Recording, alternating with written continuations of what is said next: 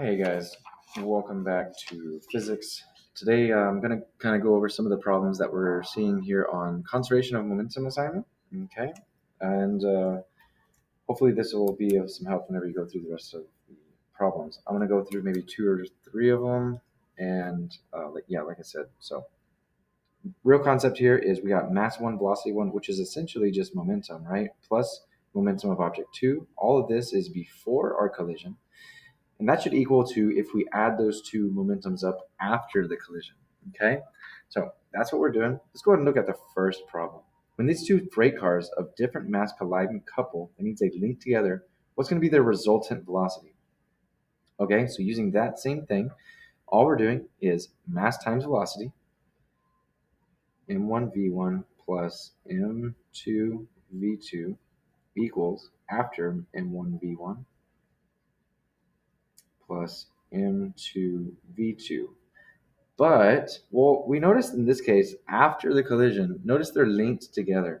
So if they're linked together, instead of doing this, we can actually say that since they're combined, their mass 1 and mass 2 are all kind of combined into one clumped mass, and the left side is still separate because they're not together. Okay. All right, so looking at this, right, you can only do this, make this change whenever they're linked together. Looking at all this, let's look at mass 1, velocity 1. Well, mass 1 looks like 10, and velocity 1 is 4. So we can simply multiply 10 times 4 plus mass 2, velocity 2. Mass 2 is 30 times 0. And then we get equals mass 1 plus mass 2. Looks like we've got our two weights of 10 and 30. And we're multiplying v. All right, so in math, we just simplify. Simplify left side, we have 40 plus 0 equals over here 40v, because 10 plus 30 is 40. And we have 40 equals 40v. Last step, we would divide both sides by 40 and find that velocity is 1 meter per second. Okay, so that's number one. Another one that a lot of us were struggling on was number three. Number three, wish I could zoom in closer for you all. 1 second. Okay, I'm back here. I think that's a little bit more zoomed in. Not as much as I'd like, but anyways. A football player runs at 8 meters a second and he plows into a referee 80 kilograms, who's standing on a field, causes the referee to fly forward at 5 meters a second. Okay, if this was a perfectly elastic collision, what would the mass of that football player be? Okay, so the mass is what we're solving for. Let's go ahead and write our thing. Notice elastic collision means they're going to bounce off each other. So we're not going to have this combined effect like we did up here on this equation. So we'll write m1v1 plus m2v2 equals m1v1 plus m2v2. We have to remember that left side of the equation is before collision, right side is after. Okay, so I think object one we can say is the football player. Football player is what we're trying to find the mass of at the question. So that's the unknown. M times initially is the key thing. Football player is running at 8 meters a second. Plus mass of object 2, 80 kilogram referee, times his velocity. He's standing on the field. So if he's standing on the field, he has no initial velocity. Okay? Perfectly elastic means that now our football player is bouncing off the referee. Okay, so now our football player stopped and the referee's moving. Our mass 2 is still 80. Now the referee is flying forward at 5 meters a second.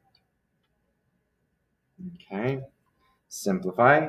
M times 8 we can rewrite as 8m plus 0 equals 0 plus 80 times 5 will give us 400. Okay, so we got 8m equals 400. Last step is to divide 8 on both sides, and we'll find that m equals 50. M is mass. We measure mass in kilograms. All right, so number 2, just kind of talking you guys through it. Number 2 is just going to be just like number 1.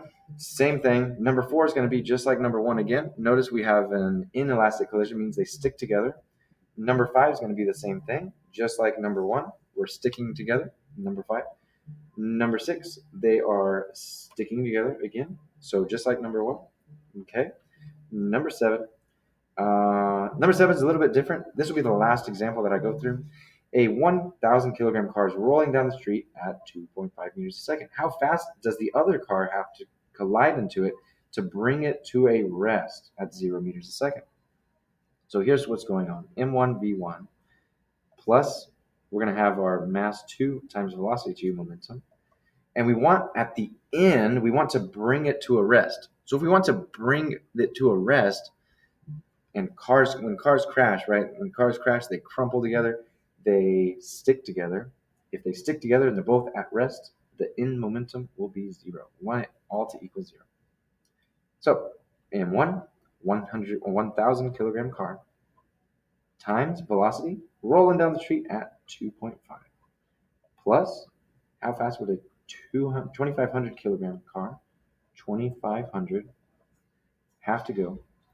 Okay, how fast is V? We're solving for our velocity.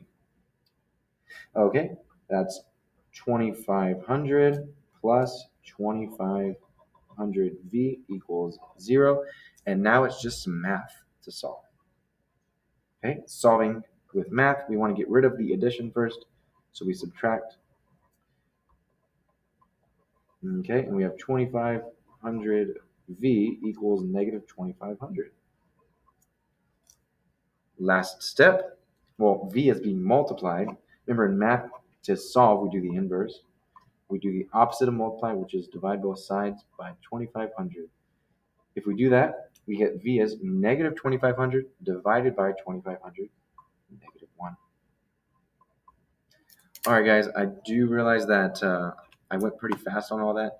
So if you need to replay the video, sorry, I was in a bit of a rush at the moment, recording in between classes. So good luck on your stuff.